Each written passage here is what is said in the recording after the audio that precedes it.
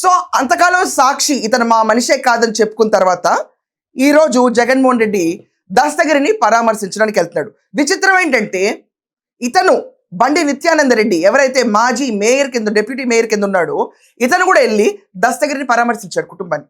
ఇది అన్నిటికంటే highlight. So ఈ దస్తగిరిని పరామర్శించడానికి ఈరోజు జగన్మోహన్ రెడ్డి వెళ్తున్నాడు. ఇక్కడ ఉన్న నేపథ్యంలో చూసుకుంటే బయట చాలా స్పెక్యులేటివ్ రూమర్స్ ఏం నడుస్తున్నాయంటే ఇతని పేరు మీద ఉన్న 100 కోట్ల ఆస్తి ఇతను చాలా మందికి బినామీ. అగ్రనేత వైసీపీలో ఉన్న ప్రతి ఒక్క నేతకి ఇతను బినామీ కింద ఉన్నాడు. ఇతను ఎదురు తిరిగాడు కాబట్టి ఇతని హతం చేయించారు అన్న రూమర్స్ బయట బాగా తిరుగుతున్నాయి. 100 కోట్ల ఆస్తి ఇతని దగ్గర ఉంది కాబట్టి ఇతను ఎదురు తిరిగిన తర్వాత హత్య జరిగింది కాబట్టి ఆ ఆస్తి కోసం ఈరోజు జగన్మోహన్ రెడ్డి పర్యటించి వాళ్ళ కుటుంబాన్ని ఓదారుస్తున్నాడు అన్న స్పెక్యులేటివ్ రూమర్ విపరీతంగా ఉంది.